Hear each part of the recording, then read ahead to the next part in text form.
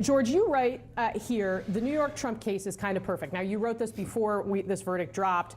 You said his other criminal cases involve lies about the 2016 election, about the military secrets he stole. But the alleged lies in the People v. Trump strike at the core of his moral putrescence, and Trump knows it.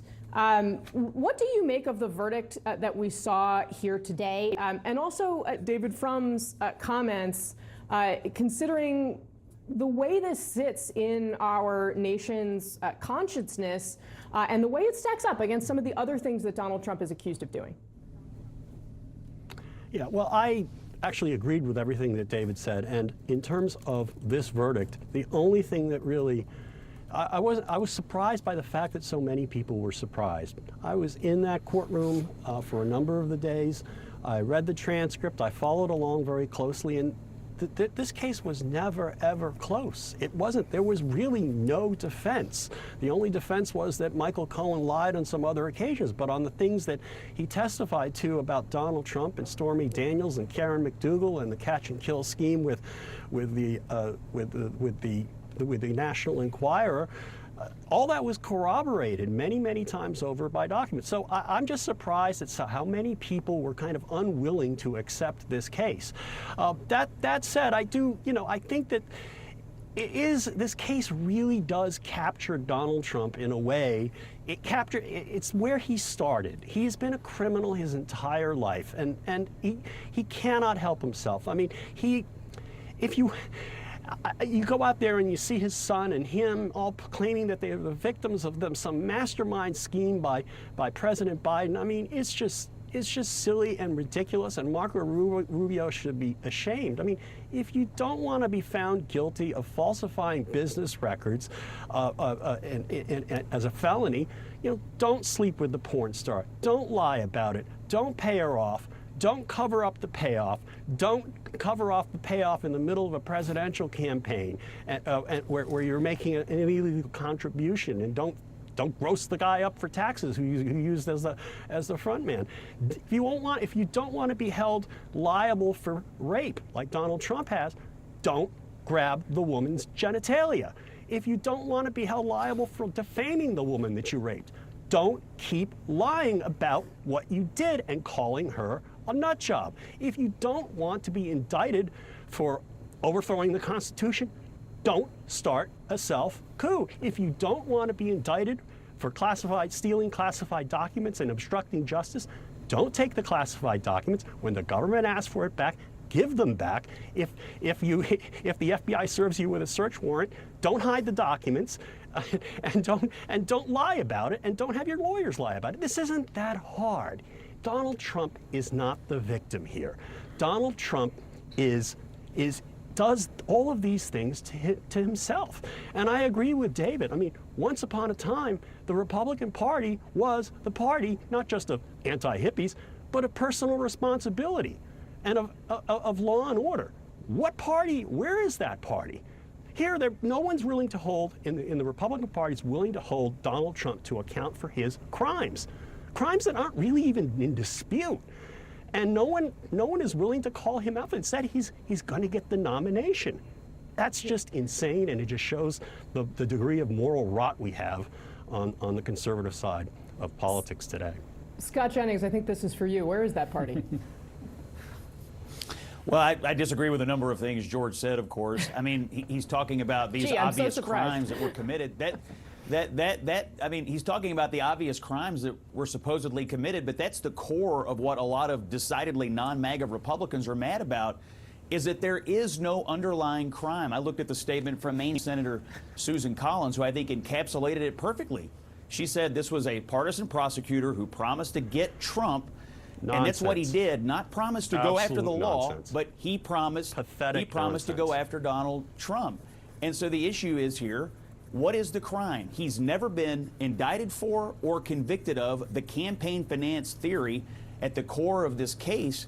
And so Republicans are wondering today, what do you have to do to build a defense against something you've never been convicted of in the first place? I'll tell you, the mood in the party, if you're sort of looking for a generalized attitude, reminds me a little bit about the Kavanaugh period. You go back to the Brett Kavanaugh hearings, 2018. I remember that period being the MAGA people were mad, the non-MAGA, the anti-Trump, the pro-Trump. Every wing of the party was vibratingly angry about what was being done to Kavanaugh. I feel and sense that the same thing is happening today, which is why I think you're probably going to see this backfire politically on the Democrats, and they're going to regret it.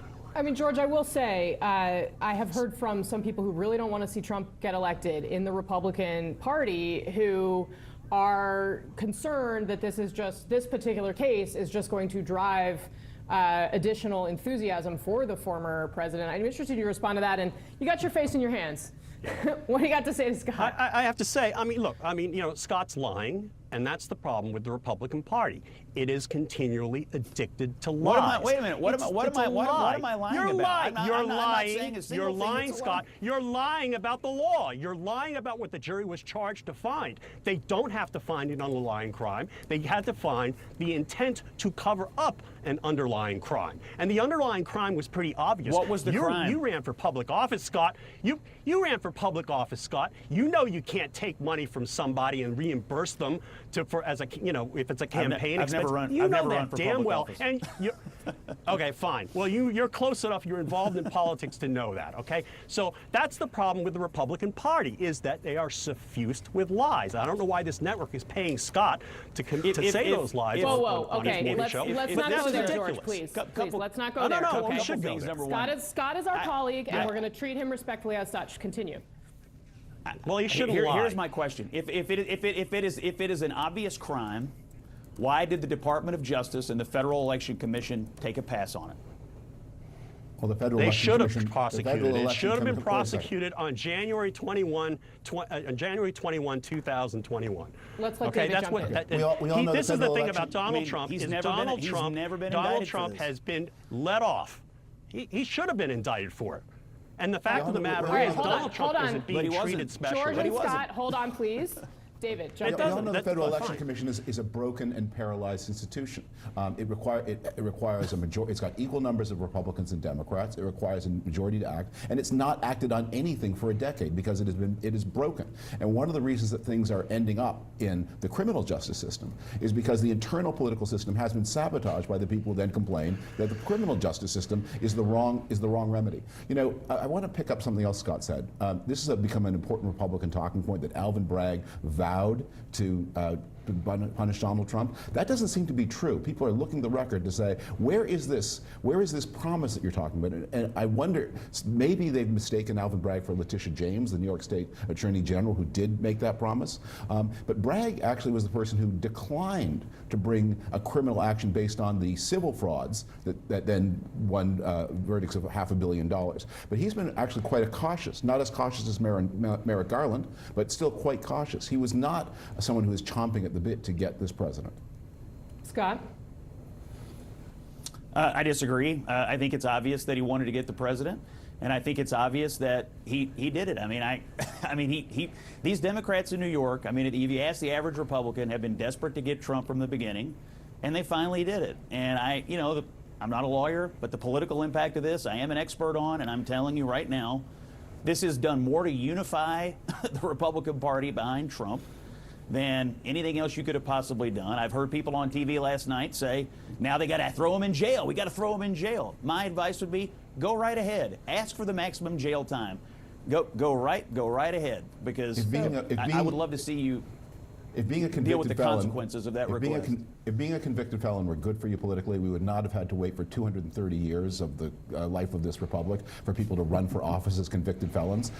Historically, everyone has agreed that it's a bad thing to be a convicted felon. He didn't run for office as a convicted felon. He was convicted after he started running. Well, he is running for office as today. He is now. Today a convicted It's felon. not too late for the Republican convention to swap him out and find someone who's not a convicted felon.